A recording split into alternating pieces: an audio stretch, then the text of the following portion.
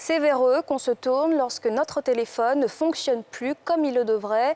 Plongé au cœur de l'univers des réparateurs de téléphones, les chirurgiens des portables, un métier lucratif mais parfois ingrat selon ses acteurs. Ils dénoncent la mauvaise foi de certains clients. Brice Niawa, Tanguy Conin.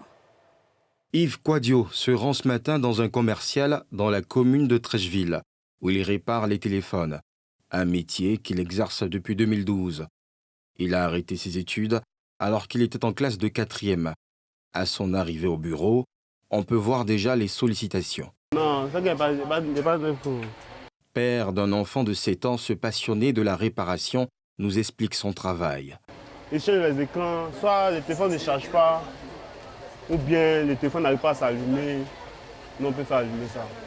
Par exemple, si le téléphone est tombé, il va y avoir des dégâts dans le téléphone, il va y avoir plusieurs choses dans le téléphone. Donc, nous, on arrive à faire ça. Au départ, il était avec mon patron.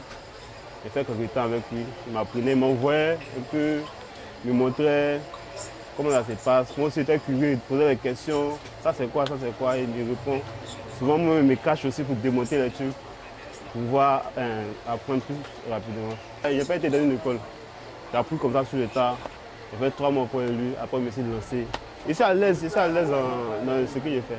Contrairement à Yves Quadio, ce trentenaire a quant à lui bénéficié d'une formation en électronique au Ghana avant de venir s'installer en Côte d'Ivoire. Disons, il a fait une année, bon, c'était dans une fondation anglaise. Je suis venu appliquer aussi la réalité, quoi. Il manque aussi des téléphones, des pièces de téléphones, c'est-à-dire les batteries, les nappes, les écrans, tout ça là. Chez ce monsieur, il ne s'agit ni de formation, ni d'apprentissage. Le métier de la réparation des téléphones est un don, selon lui. L'enfant, il bricolait. Je faisais mes petites fabrications, mes petits bricoles. Donc, je me suis jeté dans la réparation des gros appareils, téléphones, radio, télévision. Voilà comment tout a commencé. Bon, c'est un don de Dieu. Depuis mon enfance, j'ai même arrêté mes études à cause de ça.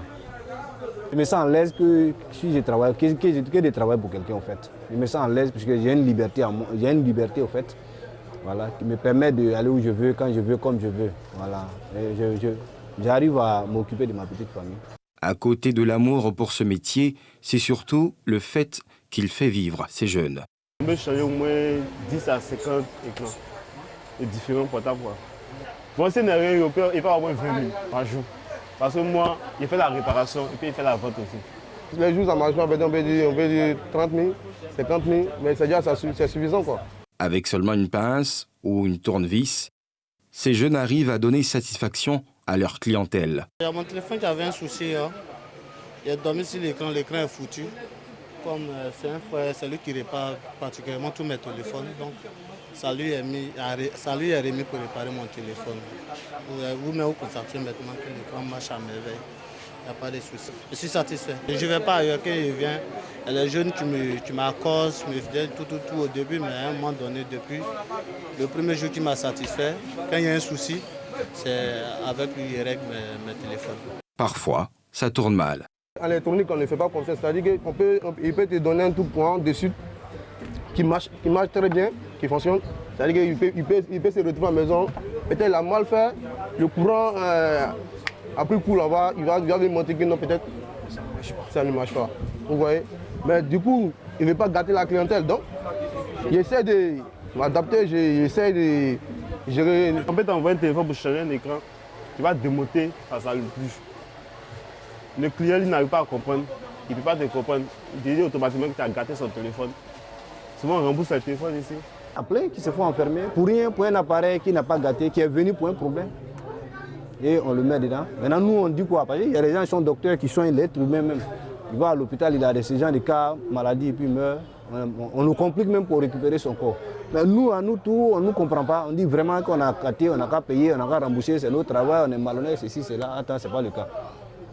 La réparation des téléphones connaît un essor dû aux innovations électroniques, un fait qui serait bien profitable pour les réparateurs. Mais le secteur est encore dans l'informel. Les pièces de rechange sont toutes importées et les réparateurs souhaitent un allègement des taxes douanières.